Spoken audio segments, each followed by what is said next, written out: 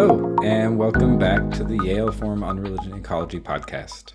I'm Sam Mickey, and this week I'm joined again by Kimberly Carfore, except unlike the last episode, we won't be hearing very much from Kim.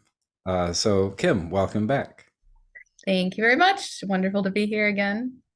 Although I think I'm taking kind of like we're switching roles. I think I will be the semi-host for the day. Yeah, because for anybody who missed the previous episode, we were talking about the American Academy of Religion conference that happened in Denver in November 2022. And, you and Joe Weeb have been co-chairing the Religion Ecology unit for the AAR. And so I had you on to give kind of a review of what happened at the conference and a little preview about what you're going to be up to in 2023. And then along the way, you mentioned that I had a paper that I was going to give at the November conference in Denver and wasn't able to make it. So you wanted to hear what I was going to talk about. Yeah, and I think that's a really important thing to note is that one of your most requested, your biggest request from your audience is they want to hear more about you. And so this is an opportunity for people to hear about your work and what you've been working on. Yeah, thank you. I appreciate that. Yeah, that's been a consistent thing. I'm always looking for feedback because I'm no podcasting expert. So always looking for feedback from people, how to, make it better or change things, how to cater to what the audience is interested in. And one of the things I've often heard is they're like, well, say more about your work. And personally, I don't know, I'm very shy. I don't know. And so I'm not good at self-promotion, but I also just like promoting other people and learning about other people's perspectives. And so don't often share my own. So thanks for this invitation to go ahead and to talk about what I was going to present, which, it was something for the Contemplative Studies unit. There's so many units for anybody who's paying attention to this, who doesn't know about the American Academy of Religion. It's it's the biggest religious studies organization in the country. And there's a lot of different units that pay attention to different things. Like there's a unit just about like Kierkegaard. There's, a unit about religion ecology. There's units about all kinds of stuff, dozens upon dozens of different groups that focus on different areas within the religious studies or theology and religious studies, biblical studies. It's very broad. Mm-hmm. So I was going to present for contemplative studies, and their call was about basically how contemplative studies relate to posthumanism. And that's something I've done a lot of research in. So I submitted something, they accepted it, and regrettably, I wasn't able to make it and actually participate in that panel. And I haven't heard from my fellow panelists, so I'm not sure what happened. I need to get in touch with them and be like, what did I miss? A lot. I think I missed a lot. Yeah, so it was really unfortunate. But that happens. Sometimes life happens, and conferences have to go on the back burner. So in any case, yeah, happy to talk a little bit about it and share it with you and just see what you think. The title for the paper was Contemplative Posthuman Design, because again, it was the Contemplative Studies unit looking at posthumanism, and I want to look at how that related to design studies or design thinking. And I'll tell you, again, I don't always like really sharing a lot about my own work because I always feel like it's not about me, it's about the broader community of scholars and researchers, the living earth community. It's not about me. And so even for this paper, it really wasn't about me. It was about this philosopher, Peter Sloterdijk, and who I've been very enamored with for many years now. He's just one of these great kind of German philosophers. They can be very bombastic and controversial and very erudite, encyclopedic, writing thousands of pages. And so that's definitely Sloterdijk's work. And I'll make sure to mention him in the notes for this episode, because even the name might be hard to spell. It's Sloterdijk, Sloterdijk. and Dutch born. If you're wondering, like, why that name? It's a Dutch name. He's a German philosopher. But he's one of the people who really got me thinking about design. But also very interesting stuff on contemplative work and posthumanism and all the post things, postmodernism, post secularism. There's all these post discourses these days.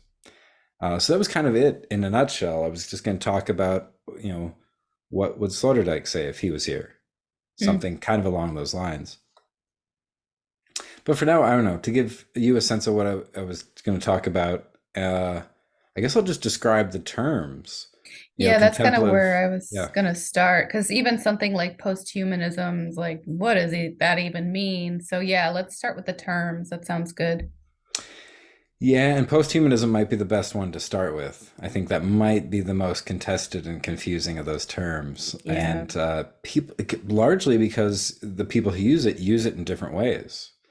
And when you say posthuman, just meaning after, right? And you go, sure, after what exactly?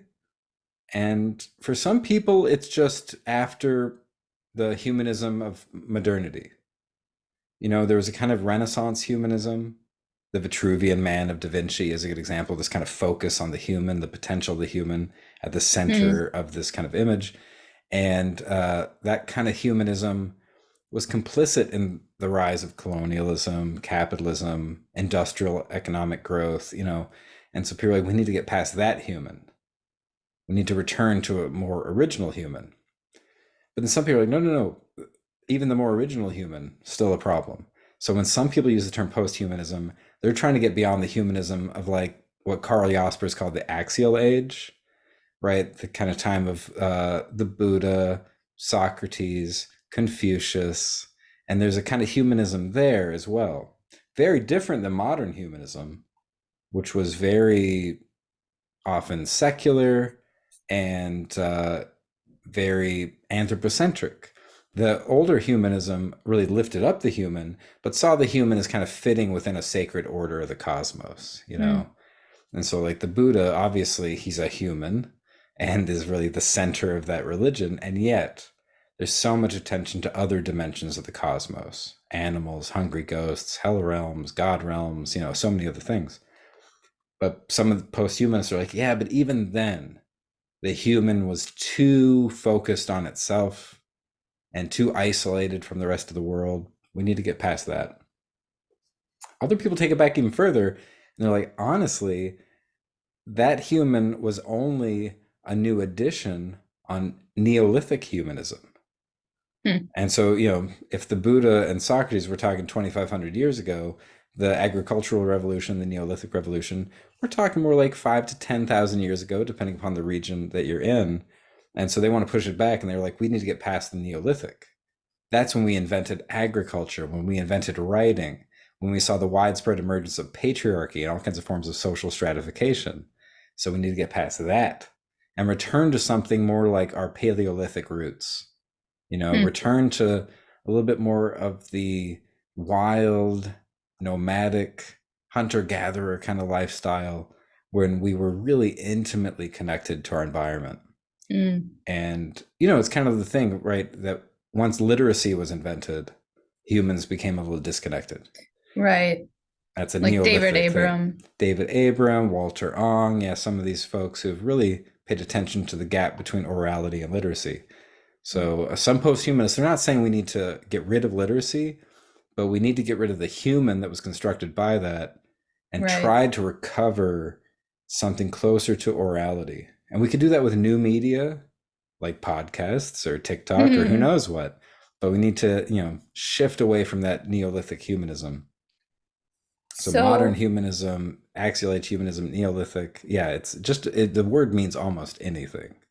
I mean, yes and no. What I'm seeing, because I'm a very symbolic thinker, so as you're talking, I'm seeing that there's like this bracketing that post, because when you say the word posthumanism, I'm thinking, oh, what comes after the human, whether that's like artificial intelligence or, living on Mars or whatever. So that's like what intuitively I think of when I think of posthumanism. But what you're saying is that there's like a bracketing that you're actually thinking, you're imagining what the future human will be by returning to previous forms of the human. Is that kind of what it Yeah. is? Yeah. And yeah, in a lot of ways, or not necessarily returning to, but recovering something from them. Okay. Because obviously we can't go backwards. And Yeah. so a lot of post-humanists who might be very against axial age humanism or Neolithic humanism, that doesn't mean they're against electricity, but it does Right. mean that they want to situate that in something closer to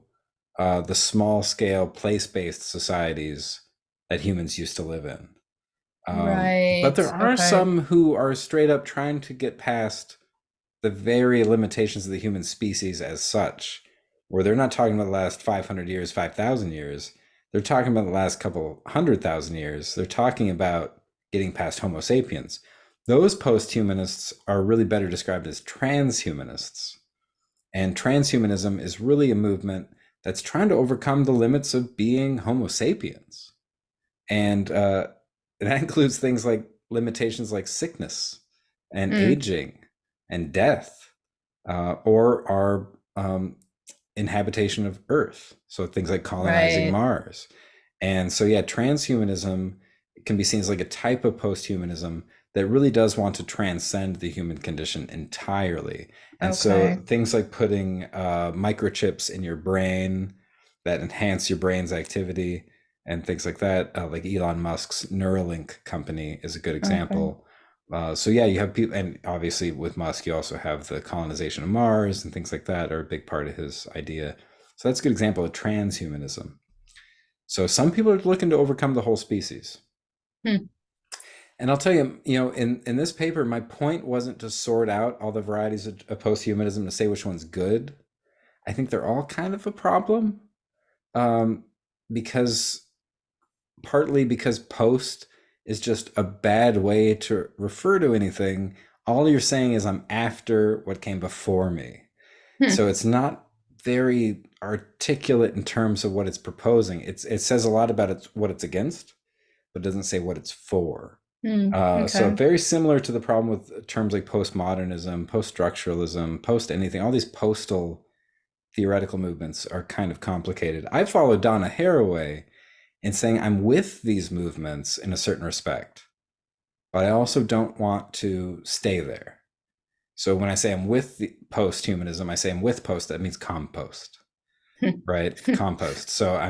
I'm with Good. post-humanism, but that's not the point. The point is really to think about like what's emerging and not worry too much about what we're against. I mean, similar to post-colonialism, people often refer to everything after World War II as a post-colonial era, right? Like a lot Right. of empires kind of gave back their colonies, like the British Empire withdraws from India, lets India have independence. We say post colonial. And of Okay. course, that didn't mean colonialism ended. Right. This meant it changed dynamics radically. And so it became this kind of corporate globalization. And that often meant corporate colonialism. Corporations started coming in instead of governments coming in to control you. So a Hmm. little different, but still very colonial. So I feel the same way with posthumanism.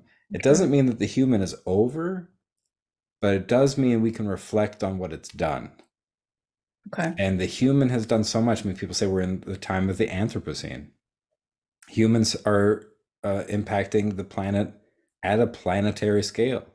We're changing our global water systems. We're changing the atmosphere, right? We're changing biodiversity. We're in a mass extinction event. And so the human has thoroughly worked over the globe. Hmm.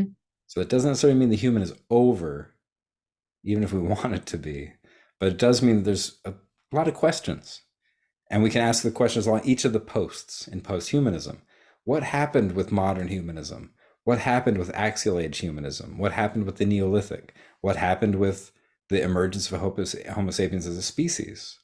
So to me, posthumanism just marks those as a question Okay. that we need to rethink who we are in light of our whole species history, in light of some of the big kind of events in our emergence, from the Paleolithic to the Neolithic, from the Neolithic to the Axial Age, from the Axial Age to modernity, from the modernity to now.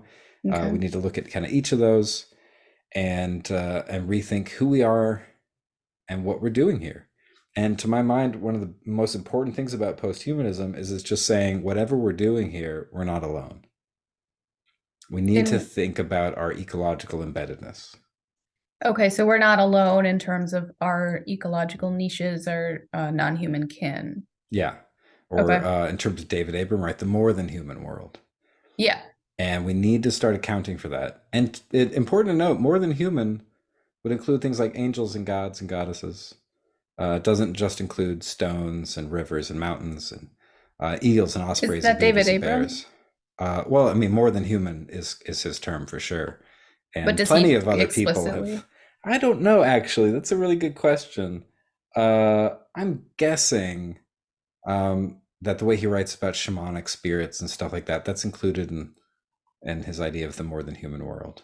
Uh, but I think more specifically, I'm thinking of Simone Kotva, who's a friend of the podcast. She's been on, and that was kind of one of her points. More than human world has got to include God or Oh, gods, and it's if it's more than human, it's more than human. It doesn't just mean materially more than human. It right. works on multiple levels, and so to me, that's all posthuman is saying. The posthuman is when we kind of put a marker on the human and say, let's think about this a little more deeply. Who are we, and who are we with? So that's the posthuman. And to me, this is a contemplative issue and a Mhm. design issue.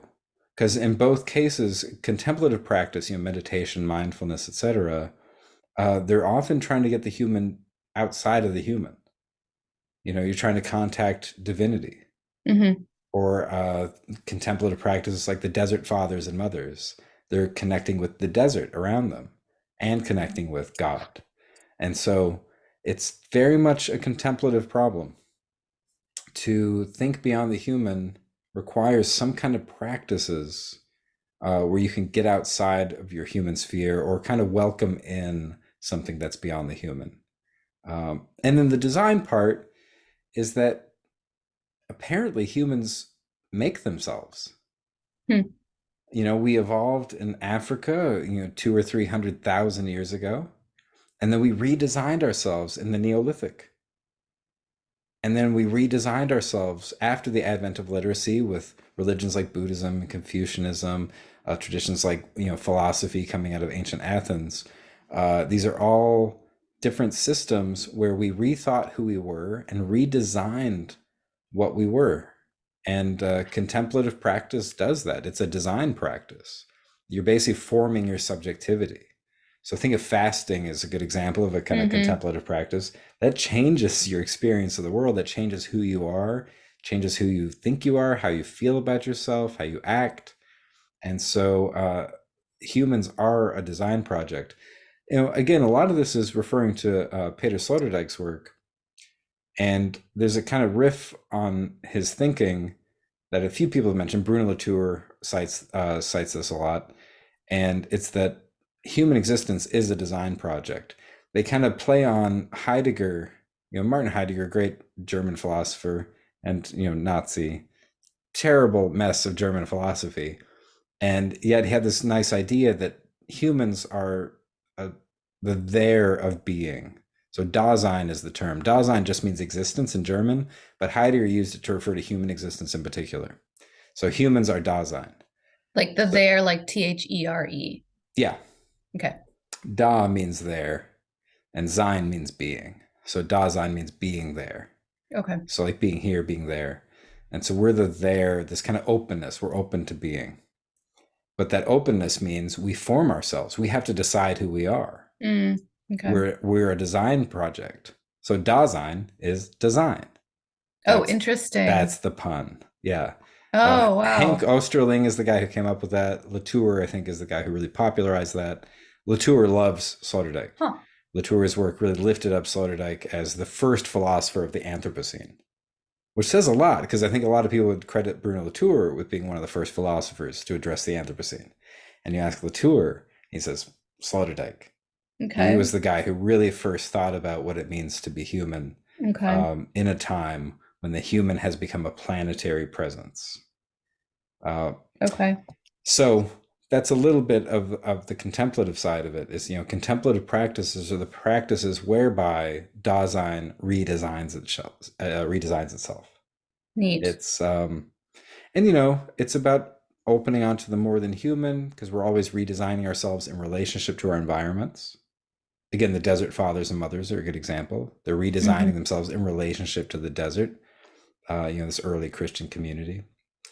So I also have to really give a big nod to Douglas Christie's work, The Blue Sapphire of the Mind, Notes Toward a Contemplative Ecology. He was also one of those people who saw that for humans to reconnect to the more than human world, this is a problem of contemplative practice. You can't do it just by thinking your way out of the human. Mm. You can't just write a book, this is we're beyond the human. We need to do Yeah. training exercises that actually divest us of a certain perspective of the world and learn to inhabit a bigger perspective. Okay. Learn to connect with something bigger than yourself. Pretty simple. Learn to not be anthropocentric. But you have to practice that. You can't just write it on paper and it happens. You have to do the Yeah. work. You have to do the, Yeah. whether meditation, mindfulness, contemplation, those words can all be kind of grouped together. But that's the idea. So that's why it's contemplative posthuman. Okay. Like, to really do the work of posthumanism is not just theoretical work in the narrow sense of like arguments, texts, interpretations. We have to experiment on ourselves. We Yeah. have to Okay. we have to train, and by training, we can kind of become this something more. So I think that explains So, enough. And again, Sloterdijk writes a lot about this. He's a big advocate for recovering contemplative practices. okay. This is really great because whenever I see the word contemplative, I think of, cultivating the mind, sitting in stillness, whether that's prayer, whether that's, in a church or a mosque or a temple or outside. But very much when I think of contemplative, I just think of sitting in stillness. But for you, it's about, I mean, what I'm hearing, I have a bunch of notes down. What I'm hearing is Gary Snyder's practice the wild, right? That this practice by practicing, it has this kind of like mutually enhancing or um, mutually reciprocal feedback loop, right? So if you change your mind, it'll change your body. If you change your body or your practice or your material world, it then goes and changes your mind. And so it has to go in both directions. It also makes me think about brain plasticity, right? That there's so much that we're not doing with our brains. I mean, I've heard, I can't cite the study, but I've heard that, we only use 10% of our brains as Right. humans. And so if we start activating those kind of neurological circuits, and then I don't know, creating new neurological pathways with our material world, like there's so much more that we can do, but it does take practice and kind of that building the mutually reciprocal feedback loops of the mind and the body, or the ego and the world, or all those Yeah. other dualisms. Yeah, and some of the more like transhumanist folks involved in this are thinking exactly like, how do we change the brain? We can do it with different supplements, psychedelic drugs, bionic implants in our brain. And other people are thinking, well, or it could just be you meditate more on your place and Mm, just feel a kinship with the plants and animals and ecosystems around you. So again, there's lots right, of different ways to be post-human about that, but that is right. exactly it, is to think about how to reform ourselves. Yeah, there's those studies that has been done on nuns who pray, and it changes their brain. It Yeah. changes their spatial orientation, or whatever part of the brain connected to spatiality, which is Right. fascinating. Yeah. Yeah. And so one of the really important parts about this is how much research has been done on contemplative practitioners in recent years to see the clear physical effects. Like, they really are changing their body. And that's when you start to see, wait, contemplative practice is design. You're redesigning your body. And things like being able to pay attention, like your Mhm. attentional capacities are increased, emotional resilience is increased, your amygdala doesn't get triggered as much, you don't go into fight or flight responses as much, Mm, and it really does change the gray matter in your brain. so that when something really triggering happens, you don't go into a fight or flight response. You maintain some kind of equanimity, and then you can bring compassion to the situation and empathy and things like that. So, yeah, enhancing capacities for empathy and compassion, being able to pay attention more in difficult situations, having more emotional resilience in difficult situations. It's one of those things, even if you don't believe at all in what these contemplative traditions are telling you about the world, Christianity, Buddhism, whatever, you're like, all I know is it works. So even Right. if you don't believe in it, like the studies are in, it changes you. And so that's really, what I'm trying to get into is more the design piece of this. Because of course this was a piece for the contemplative studies unit, and the panel was on posthumanism. So we were all talking about the connection between contemplative and posthuman perspectives. What I was trying to bring in is design. So when you say design, what I'm hearing from you is redesigning the brain, but are you thinking about design in a different way? Like, do you think that redesigning our cities or our landscapes would kind of redesign the human, or what kind of other dimensions of design were you thinking about including in your paper? Yeah, precisely because it's post-human design, it's not just about redesigning the human skin in. Okay. And it's understanding that the human is always in reciprocal relationship to its environment. And again, Sloterdijk draws on Heidegger, his idea that to be human is always to be Dasein. To be Dasein is to be being in the world. And so we're always in the world. So to shape us is to shape our world. To shape the world is to shape us. There's Right. always this kind of curvature. Whatever you put out into the world curves back upon you. There's always these feedback loops. Yeah. And there's been a thing, if you look at design studies, human centered design has been a big thing where people are like, design shouldn't just be run by computers designing our spaces. Because you can just ask a computer, what's the best way to design an apartment complex? And they'll come up with something that's really efficient in terms of material usage and energy output and stuff like that. But you're like, is it fun for people to live in? Do people feel good there? So Yeah. human centered design is kind of innovative. Post-human design is saying we got to do better than that. I don't just want human design. I want sustainable design. I want ecological design, co-design, right? We're designing with one another. So biomimicry is a good example of this. Right. What if our design was learning from nature's designs? How can we understand how a dragonfly's wings is so efficient that we can actually use those for some of our own aviation technologies? Right? Yeah. Some of the, we make things like cement and concrete when we want to make hard stuff. It turns out mushrooms can make hard stuff just as easily without all of the negative environmental outputs. So, what if we started making bricks out of mushrooms? Right? Huh. That's biomimicry. You start to learn what nature does. Nature does a lot of stuff we want to do, but it does it better Mm. with a lot less waste, especially. So biomimicry is good. Designs for a circular economy, where we think more about having stuff that isn't trashed. We want to design materials that get recycled. We don't want to, Mhm. and that's the worst case scenario. Ideally, you don't even have to recycle it. You can just reuse it.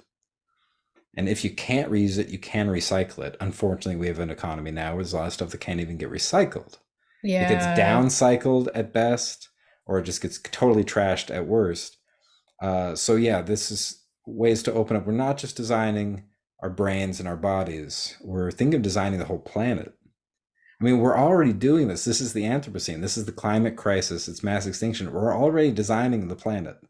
We're just doing Oh. it in a way that's completely killing life on Earth. Well, it's almost I mean, that's Yeah, arguable. Okay. largely unintentional. People, Yeah.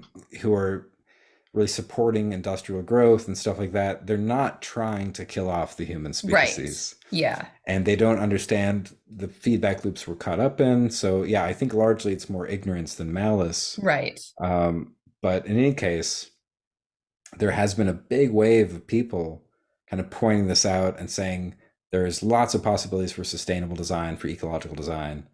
So that's where I'd situate kind of post-human design. And then the question is just bringing contemplative practice into that, because Hmm. some of this stuff, like, well, we could redesign materials so they're more sustainable. Like, that's great. What if we could also redesign things so they make us feel more at home in the world? Not just sustainable, Yeah. but a sense of belonging. And also, of course, a lot of contemplative practices open up onto things like justice or compassion. And so, what would it mean to design the world not just in a way where our materials weren't causing a mass extinction or a climate crisis? What if we were causing more love, more compassion, more justice, more freedom, more peace? Mm, that's a And big one. that's a big one.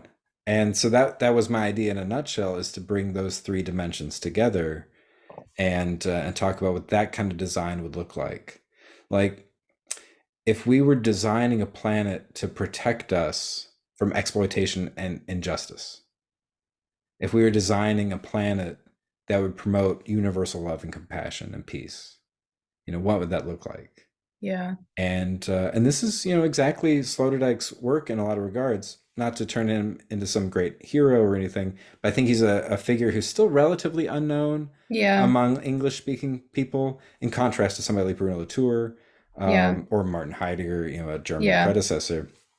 These are very famous and infamous figures.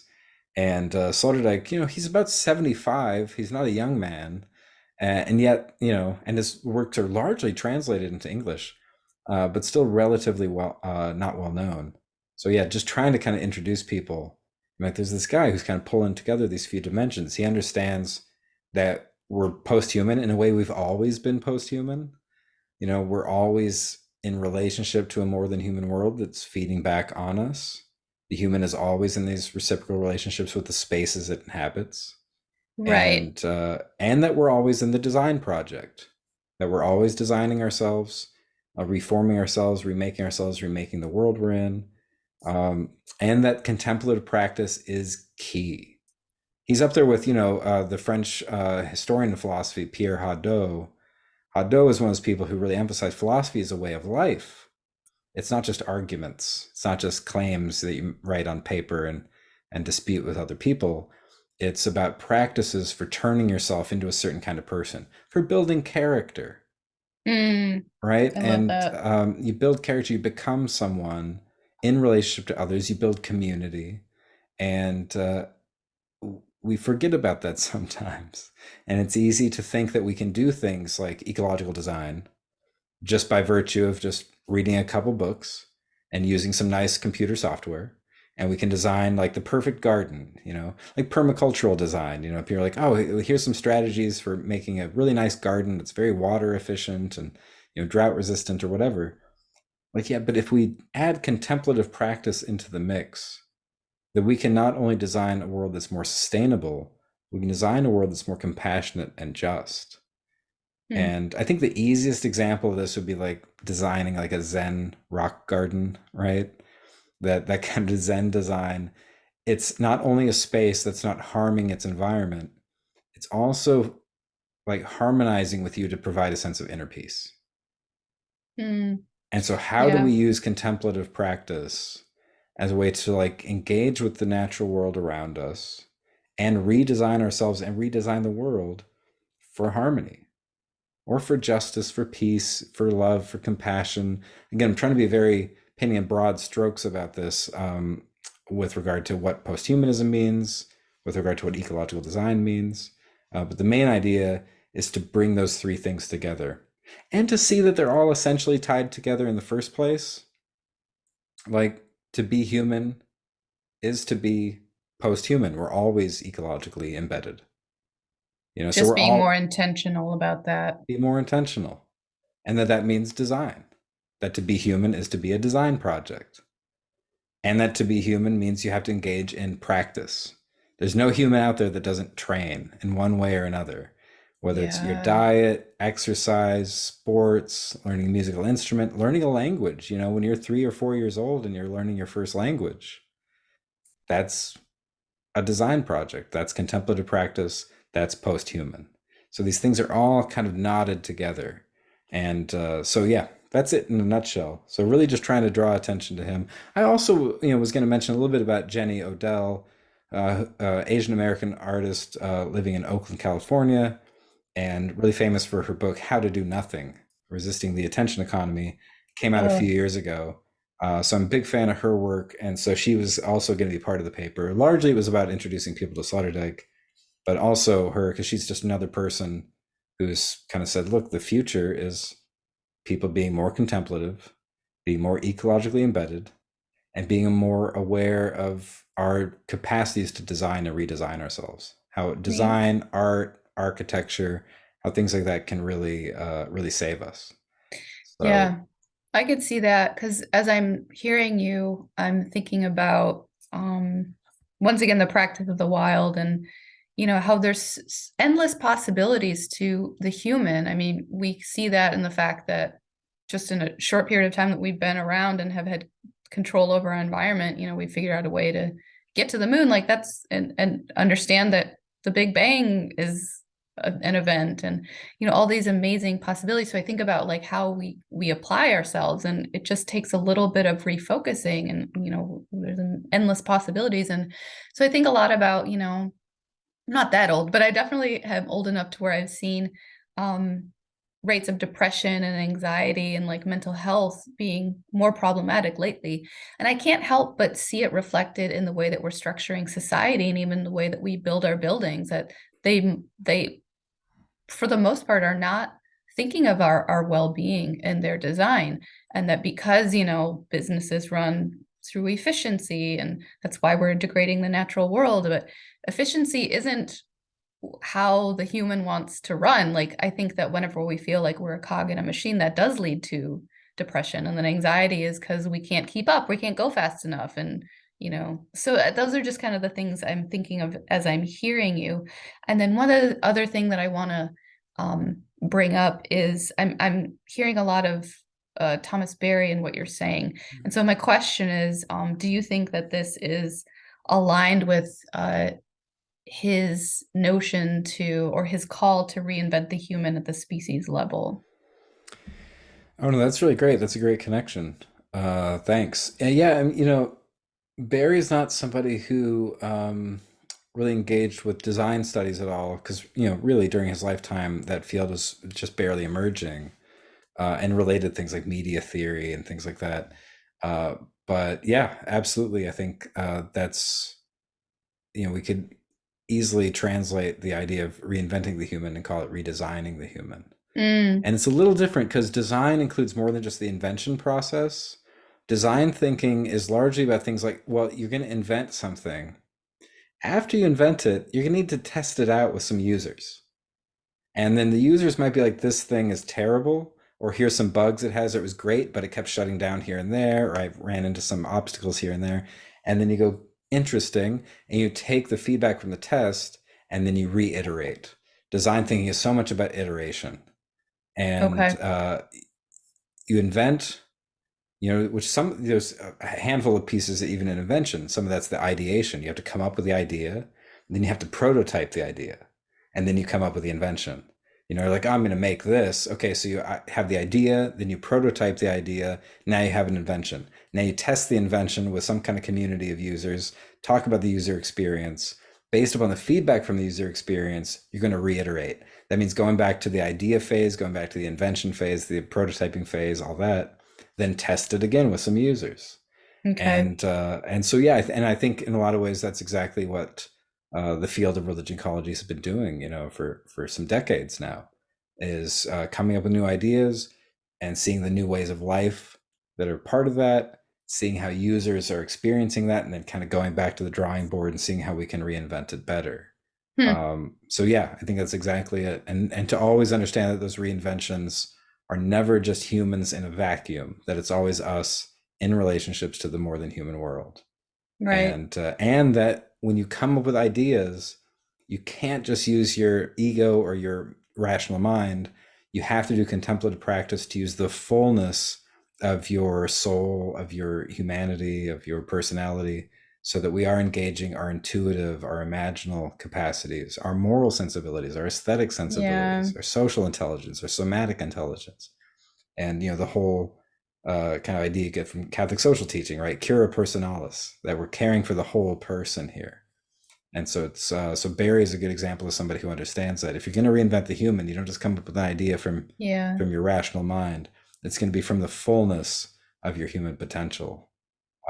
So yeah, that's very good feedback. And so yeah, if I work this up in the future, I'll be sure to include Barry Because he was definitely somebody who understood that. For him to say reinvent the human, Yeah. that's a deep understanding of what it means to be human, that we're an invention project, that there Yeah. isn't like human nature. Yeah. Whatever the nature of humankind is, it's a nature that can reform its own nature. Again, the plasticity of the human brain is a good example. To be human is to be able to form yourself and reform yourself. Yeah. I think about the current iteration of humans as just habits, like deeply ingrained habits that we formed. And if you think about like Buddhist contemplation and like habits of the mind, it's like the longer that you have like a pattern of thinking, the more it creates like a divot in your mind. And so, that divot is there, but that doesn't mean it's always going to be there. You can kind of work on like changing your mind, right? And so, yeah, back to that kind of feedback loop. Yeah, and that's, I think the most hopeful note to point out is that the destructive presence that humankind currently has on the planet is something that was invented relatively recently. We're Yeah, talking about the industrial growth society that's emerged over the last few 100 years. Colonialism, capitalism, industrialization, a handful of those things. We're talking a 500-year habit. And if you want to push that back to things that started 2,000 years ago, fine. You want to say it started 10,000 years ago with the Neolithic Revolution, fine. We're a 200,000-year-old species. So yeah, if there's a design flaw that we're dealing with now, it's a very recent flaw. If we're in a divot, if we're in a bit of a rut in our habituation, it's actually yeah, a pretty shallow rut. This is something that yeah. just happened. And if it happened that recently, we can fix it quickly. Although I had somebody once point out to me when I said that, they're like, some things happen quick, but are not quick to recover from, such as a spinal injury if you fall. And I was like, that's touche. True. Yeah. And so, Structural injustice is not yeah, an easy one to heal from or to even yeah. change policies. Yeah. Think So of species yeah. extinction, right? Extinction is That one's forever. not gonna, So yeah. yeah, Well, so that's I why the, don't want to be too optimistic when I say it's a recent problem. We can have a quick fix. Like, of course, there's some things we can't fix, and they're yeah. already too broken to recover. But the recuperation effort is well on its way. So at the end of the day, I still feel a lot of optimism, perhaps naively. But in any case, I feel that there's a tidal wave of intellectual resources that are supporting this work. Thomas Berry, Jenny Yeah. Odell, Peter Sloterdijk, Bruno Latour. There's just so many people doing it from so many angles. So it gives me a sense of optimism, even in dark times. Beautiful. That's beautiful. I'm not used to being the host, but it seems like a nice note to end on. I'm not sure how are we doing on time? Oh, that's good. Yeah, thanks. I think that is a good note to end on. I like to end on a high note instead of just thinking of the worst thing to say and then ending there. So yeah, Yeah. I think that's good. So yeah, thanks for asking about this paper that I was going to deliver. I appreciate that, and thanks for coming on repeatedly to say what's going on with the field of religion ecology. I know you have a long-term commitment as part of the Yeah. co-chair for the religion ecology unit at the AAR. So we'll be hearing from you again in the future, I'm sure. Yep, it's what I do now. It's what I've done for a while, but yeah, co-chair is it's a new level. Right. So Well, yeah. Thanks a lot, and thanks for prodding me a little to share some of my work. I appreciate it. I hope everybody else did too. If not, I hope you tuned out long ago to avoid the worst of it.